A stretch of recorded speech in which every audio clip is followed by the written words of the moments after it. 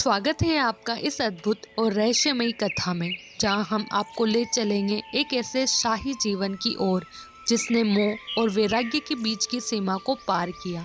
यह कहानी है राजा भर्तृहरि की, जिनका जीवन एक घातक मोड़ पर पहुंचा और उन्होंने दुनिया की मोह माया से मुक्ति पाने के लिए एक अनोखा निर्णय लिया।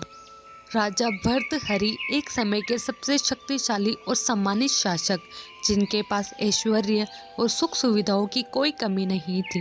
लेकिन उनके जीवन में एक ऐसा मोड़ आया जब वे अपनी तीसरी पत्नी पिंगला के मोह में इस कदर खो गए कि उनका पूरा जीवन पूरी तरह बदलने वाला था। पिंगला राजा की तीसरी पत्नी, जिसकी सुंदरता और आकर्षण ने राजा भर्तृहरि का दिल छीन लिया था। उनकी मुस्कान और शरारतें राजा के दिल को इस तरह मोहित करती थी कि वह बिना पिंगला के एक पल भी नहीं रह पाते थे। लेकिन जैसा कि हर कहानी में होता है, राजा भर्तृहरि के दिल में पिंगला के प्रति मोह ने उन्हें एक ऐसी सच्चाई का सामना कराया जो उनके जीवन को पूरी तरह से बदलने वाली थी। यह वही पल था जब उन्होंने वैराग्य के मार्ग पर चलने का संकल्प लिया। वह पाटलिपुत्र में रहने वाले महान ब्राह्मण विद्वान विद्यासागर के पुत्र थे। उत्तर भारत में भर्तृहरि के जन्म के बारे में एक किंवदंती है।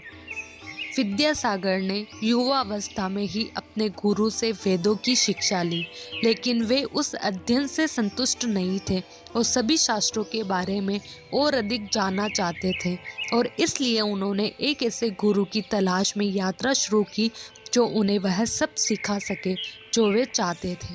अपने रास्ते में उन्हें कई महान विद्वान मिले, लेकिन कोई भी उनके गुरु के मानक पर खरा नहीं उतरा। एक दिन लंबी यात्रा के बाद थके हुए वे एक पहाड़ी पर पहुंचे। पास की एक नदी में हाथ पैर धोकर और अपनी प्यास बुझाकर वे आराम करने के लिए एक बरगद के पेड़ के नीचे जाकर बैठ गए। ठंडी हवा ने थके हुए ब्राह्मण को नींद में डाल दिया और वह सो गया। दोपहर होने पर बरगद के पेड़ के ऊपर रहने वाला ब्रह्म राक्षस दिन के पवित्र अनुष्ठान करने के लिए पेड़ से नीचे उतरा और उसने एक आदमी को सोते हुए पाया। उसके शरीर पर पवित्र धागे से ब्रह्म राक्षस ने अनुमान लगाया कि वह आदमी ब्राह्मण है और उसे जगा दिया।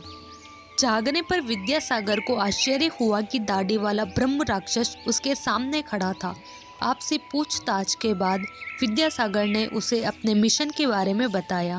ब्रह्म राक्षस ने उससे कहा, पुत्र, अपने जीवन में अपना नाम विद्यासागर सत्य मानो। मैं अनेक शास्त्रों से परिचित हूँ और मैं तुम्हें वह सब सिखाऊंगा जो मैं जानता हूँ, लेकिन इसके लिए कुछ शर्त है जिनका तुम्हें पालन करना होगा। तुम्हें 6 महीने तक मेरे साथ रहना होगा और उस अवधि के दौरान व्रत रखना होगा। मैं तुम्हें एक मंत्र सिखाऊंगा जिससे तुम भूख, प्यास या नींद से अप्रभावित रह सकोगे। यदि तुम इन शर्तों को स्वीकार करने और मेरे शिष्य बनने के लिए तैयार हो तो मैं तुम्हारी ज्ञान की प्यास बुझाऊंगा। विद्यासागर ने सहर्ष उनकी शर्त मान ली और उनके शिष्य बन गए। फिर वे दोनों बरगद के पेड़ पर चढ़ गए और ब्रह्म राक्षस पेड़ की एक शाखा पर अपने सामान्य स्थान पर बैठ गया और विद्यासागर उसके पीठ नीचे एक शाखा पर शिक्षाएं शुरू हुई और 6 महीने तक चलती रही। उस अवधि के दौरान विद्यासागर को कभी प्यास या भूख नहीं लगी। जब शिक्षा पूरी हो गई तो ब्रह्म राक्षस ने अपने शिष्य को विदा किया और अपना शरीर छोड़कर चला गया। इसके बाद विद्यासागर वृक्ष से नीचे उतरे और अपने गुरु का अंतिम संस्कार किया। विद्यासागर जब शिक्षा ग्रहण करते थे तो गुरु के निर्देशों को बरगद के पत्तों पर लिख लेते थे। शिक्षा पूरी होने पर पत्तों की एक बड़ी गठरी बन गई थी। गठरी को साथ लेकर विद्यासागर अपने देश के लिए निकल पड़े। वन क्षेत्र से बाहर निकलते ही मंत्र की शक्ति क्षीण हो गई और विद्यासागर को भूख प्यास की पीड़ा होने लगी। शाम होते होते वे कलिंग पहुंच गए और वहां वे मंदाकिनी नाम की एक नर्तकी के द्वार पर पहुंचे। द्वार बंद था क्योंकि स्वामी पास के एक शिव मंदिर में गए हुए थे। यात्रा से थके भूखे प्यासे विद्यासागर द्वार की चौखट पर लेट गए और पत्तों की गठरी को तकिया बनाकर सो गए। रात के करीब 10 बजे जब मंदाकिनी मंदिर से लौटी तो उसने देखा कि एक ब्राह्मण थका मांदा दरवाजे पर सो रहा है। उसने तुरंत अपने सेवकों से उसे अंदर बुलाने को कहा और एक वैद्य को बुलाया। वैद्य के चतुराईपूर्ण उपचार और मंदाकिनी की कुशल सेवा से विद्यासागर बच गए। जब वे यात्रा के लिए स्वस्थ हुए तो उन्होंने जाना शुरू किया, लेकिन मंदाकिनी ने विरोध किया और उनसे विवाह करने का अनुरोध किया। विद्यासागर इसके लिए सहमत नहीं हुए और वह उन्हें राजा के पास ले गई और उन्हें सारी बात बताई। राजा ने पाया कि विद्यासागर बहुत विद्वान और अच्छे आचरण वाले व्यक्ति थे, इसलिए उन्होंने निर्णय लिया कि विद्यासागर को उनकी बेटी, उनके मंत्री की बेटी, कुलपति की बेटी और मंदाकिनी से विवाह करना चाहिए।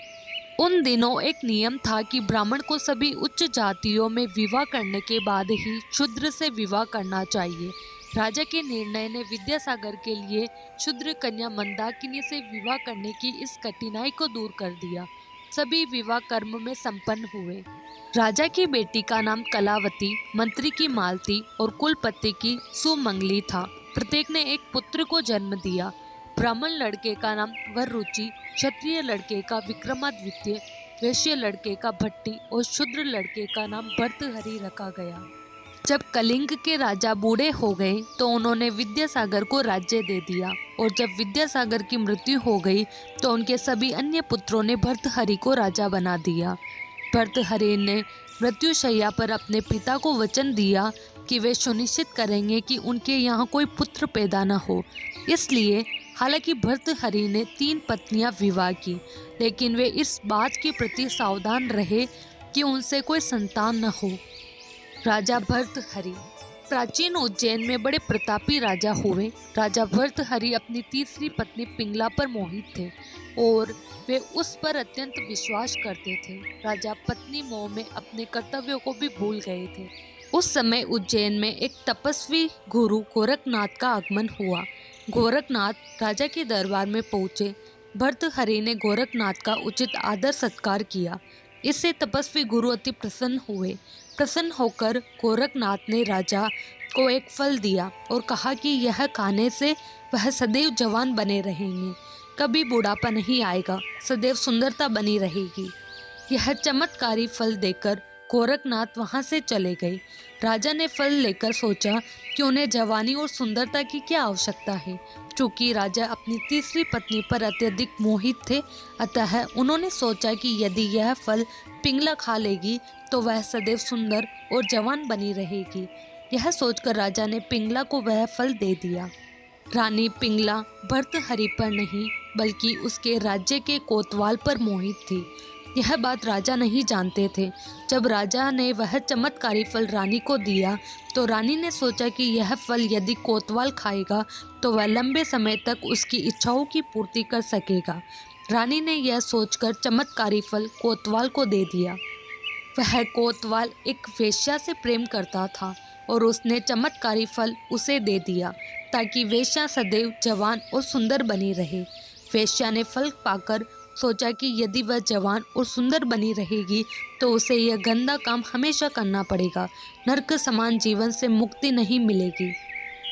इस फल की सबसे ज़्यादा ज़रूरत हमारे राजा को है। राजा हमेशा जवान रहेंगे तो लंबे समय तक प्रजा को सभी सुख सुविधाएं देते रहेंगे। यह सोचकर उसने चमत्कारी फल राजा को दे दिया। राजा वह फल देखकर हतप्रभ रह गए। राजा ने वेश्या से पूछा कि यह फल उसे कहाँ से प्राप्त हुआ। वेश्या ने बताया कि यह फल उसे कोतवाल ने दिया है। भर्तहरि ने तुरंत कोतवाल को बुलवा लिया। सख्ती से पूछने पर कोतवाल ने बताया कि यह फल उसे रानी पिंगला ने दिया है। जब भर्तहरि को पूरी सच्चाई मालूम हुई तो वह समझ गए कि रानी पिंगला उसे धोखा दे रही है। पत्नी के धोखे से भर्तहरि के मन में वैराग्य जाग गया और वे अपना संपूर्ण राज्य विक्रमादित्य को सौंपकर उज्जैन की एक गुफा में आ गए। उस गुफा में भर्तहरि ने 12 वर्षों तक तपस्या की थी। उज्जैन में आज भी राजा भर्तहरि की गुफा दर्शनीय स्थल के रूप में स्थित है। राजा भर्तहरि ने वैराग्य पर वैराग्य शतक की रचना की जो कि काफ़ी प्रसिद्ध है। राजा भर्तहरि ने श्रृंगार शतक और नीति शतक की भी रचना की। यह तीनों ही शतक आज भी उपलब्ध है और पढ़ने योग्य हैं। राजा भर्तहरि के जीवन में आया एक ऐसा मोड़ जिसने न केवल उनके भीतर के बैरागी को जागृत किया बल्कि उन्होंने जीवन के असली अर्थ को समझा। पिंगला से मोह और सांसारिक भोग विलास के बावजूद उन्होंने अंततः यह समझा कि सच्चा सुख आत्मा की शांति और ब्रह्म में विलीन होने में है। राजा भर्तृहरि ने सब कुछ त्याग दिया, अपनी संपत्ति, अपनी जिम्मेदारियां और यहाँ तक कि अपने स्वार्थों को भी। पिंगला से अपने मोह को दूर करके वह एक साधु का जीवन जीने के लिए जंगल की ओर चल पड़े। यह कहानी हमें सिखाती है कि जीवन के सबसे बड़े सत्य को जानने के लिए कभी कभी हमें अपने भीतर के अंधकार से गुजरना पड़ता है। भर्तृहरि की यात्रा हमें यह भी याद दिलाती है कि सांसारिक मोह और सुख हमें असल सुख से दूर कर सकते हैं। एक राजा जिसने बैरागी बनने का मार्ग चुना एक प्रेरणा है हमारे लिए। पिंगला की मोहिनी छाया से बाहर निकलकर भर्तृहरि ने जो यात्रा शुरू की वह हम सभी के लिए एक गहरी आत्मचिंतन की बात है। क्या हम भी जीवन के असल उद्देश्य को समझने के लिए अपने मोह को छोड़ सकते हैं? धन्यवाद। इस अद्भुत कथा को जानने के लिए जुड़े रहें और अपने जीवन को साधना और आत्मज्ञान की ओर मोड़ें।